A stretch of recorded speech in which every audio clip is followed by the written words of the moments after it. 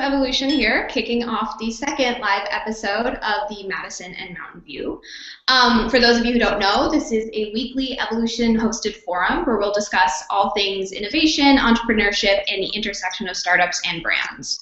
I am here with our CEO and co-founder, Joseph Jaffe, who's going to discuss his newest Media Post article. So, Joe, over to you. Thank you, Liz. And we are still in stealth beta here, so we are talking as if people are watching and participating, but nobody is yet. So this allows us to make lots of mistakes. The other thing that I realized is, so I write 2 online spins every month, but it actually only comes out at like probably 10 or 11 o'clock in the morning. So this is a bit of a sneak preview in a sense. So I'm discussing my article that should hit today, but of course it hasn't come out yet. So that's a little bit of a, I don't know, sneak preview, I guess, an unfair advantage to find out what's going on in this demented mind of mine. And I will tell you what's going on in this mind of mine. I wrote a piece, and I think I called it Red Bull Gives You Whinge, or Wince, as opposed to Red Bull Gives You Wings. So I saw recently, it's kind of shocking, really. There was a lawsuit against Red Bull. Customers of Red Bull sued the energy drink company and won based on false or misleading advertising that, of course, Red Bull gives you wings. So, you know, there was the literal interpretation of it did not give me wings, I did not grow wings. But really what it was about was performance enhancement, and the fact that this claim of giving you an unfair advantage or performance enhancing abilities was in fact false. I think the amount was about either 12 or $15 million. I think it was something like that. It was definitely in that range. And customers who had a Red Bull between, I think it's like 2000 and 2012, can either get $10 from the company or $15 in product. And that's the lawsuit. And I've actually gone and filed my claim. I will tell you at the end whether I chose the money or the product. But it was kind of interesting because, look, you can take one of 2 paths. You know, here we are. This weekly hangout is to discuss all things innovation. And in many respects, you know, here we are talking about traditional advertising. We're talking about the opposite of innovation. We're talking about making promises and not keeping them, as opposed to changing the world or changing business models or changing lives, etc. And I think it also kind of demonstrates the chasm between where the industry is, where it was, and maybe where it's going. And obviously, we at Evolution believe it's going quite rapidly towards this intersection between marketing and technology, and specifically this idea of collaborating with entrepreneurs, being more entrepreneurial, etc. But what's so interesting about this case is that, look, either you can take the position that consumers are dumb, right? Red Bull's customers are stupid, or naive, because or maybe there's a third, which is manipulative and premeditated and Machiavellian in terms of being able to find the loophole and really stress test, you know, this last bastion that brands have held onto, which is this ability to just advertise at and shotgun approach and just keep on, you know, spraying and praying with hyperbole and exaggeration.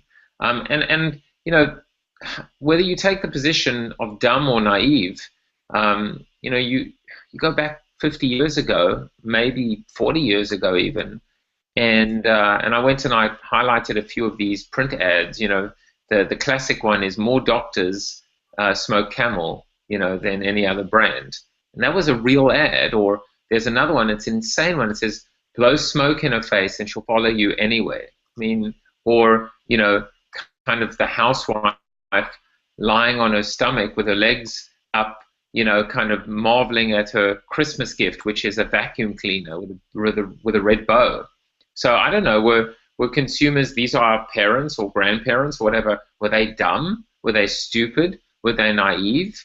Or in fact, were they the offenders, or was Madison Avenue and Don Draper the offenders in terms of what we could get away with then? And the implication is we cannot get away with that now. We can't. We make promises like Red Bull gives you wings, and we get taken to the cleaners, literally or figuratively. It could be potentially a real, fork in the road, or a kind of crossroads where we've got to decide: are we going to continue to make these empty promises that are flawed and open to litigation, customer litigation, or do we want to take, a different path?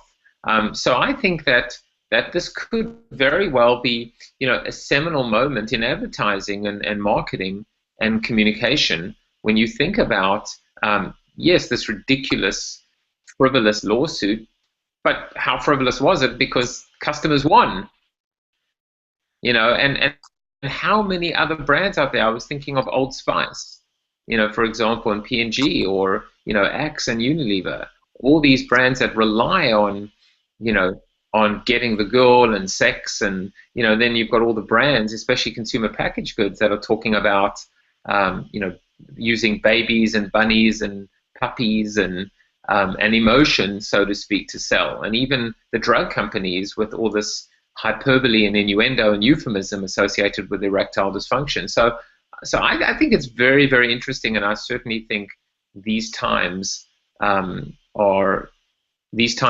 have changed, and I think we have a decision now as marketers. Which part do you want to take, the high road or do you want to take the low road? Bill Bernbach, of course, 50 years ago as well, plus said safe advertising is the riskiest advertising of all.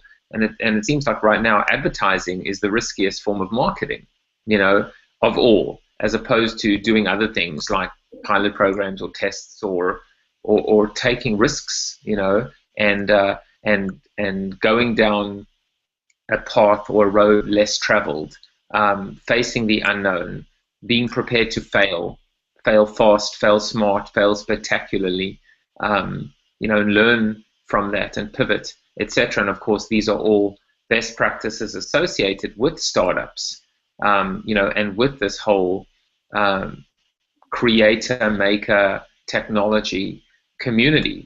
So that's really, that really was the gist of my article. I wonder whether this will prove to be an anomaly, a one-off. We won't see any lawsuits like this again, or whether in fact this becomes the norm, in which case, if there are courts out there that are ruling in favor of consumers and customers, as the old saying goes, where there's smoke, there's fire. And there may be a raging forest fire if we don't watch out. I did say at the end of the article, of course, this could just be a ridiculous, elaborate, bodacious, because that's probably a word Red Bull uses with its athletes, attempt at the most ingenious sampling campaign ever created.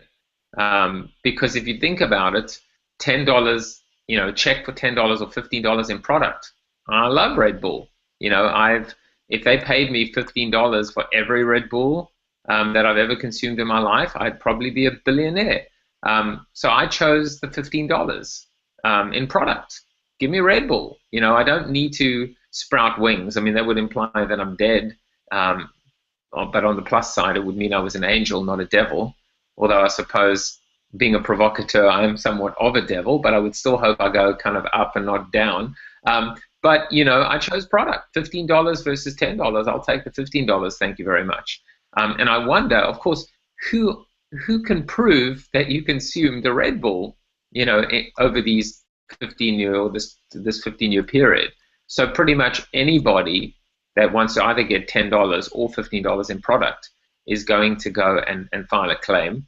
And I would imagine that Red Bull might get a lot of product in the hands of consumers who've never tried it before, just based on getting this freebie. So that was a little bit of a conspiracy theory, because, the actual lawsuit, the $15 million, or again, I forget whether it was $12 or $15 million in compensation, that's a drop in the ocean, based on what Red Bull users to pay for media. But remember, Red Bull, the Red Bull media company, is also an ingenious zero paid media marketer in terms of their owned assets, in terms of how Red Bull has created all these assets, their athletes, how they've created all of this real estate, all of this content, that they have the ability now, because they are an owner, they have the ability to be a landlord as opposed to a tenant. So there's a little bit of zero in there that, for the most part, they know exactly what they're doing. They always have. And I just wonder whether there is a little bit of truth associated with maybe, who knows? Who knows? Let's just instill that little conspiracy theory that they planted a couple of fake consumers to sue them in order to get some really great PR, because they got a lot of PR. It's not positive, but there are enough people out there that are going to be like, what a ridiculous lawsuit, what an absolutely incredibly out of control lawsuit, and how dumb must consumers be to actually think that they would have been able to perform better as athletes, or or at least grow wings, or whatever the case may be. So just a little bit of food for thought on a Tuesday morning, or whenever you're actually watching this. For those of you that come into contact with the Madison and Mountain View, we're going to do it every Tuesday morning at 9 a.m. Eastern Standard Time, rain or shine, doesn't matter, because we're indoors. If it's not me, it's going to be my co-founder Gina or someone else from Evolution. You can actually participate live. So up until we actually start filling out the room, you can actually be a part of this, like Liz and I are right now. But you'll also have the ability to watch it streaming live, and then, of course, watch after the fact the archived versions of this, what is really a virtual water cooler chat. We just want it to be whatever's on your mind. So for the first bunch of these hangouts, I'll be kind of talking to myself, sound of one hand clapping, talking about my articles. But we'll bring articles along in terms of just things that are going on, things that we've read about that we'll discuss. But we want you to do that as well. Send us suggestions. Whatever you want us to discuss, we'll discuss, and of course you can discuss with us. So that's all I got to say today. Liz, anything you want to add? No, be sure to tune in next Tuesday at 9 a.m. and tweet at us if you have any ideas for concepts that you want to talk about at the water cooler. Right, awesome. And I'll see you later at the office. All right. Thanks, Joe.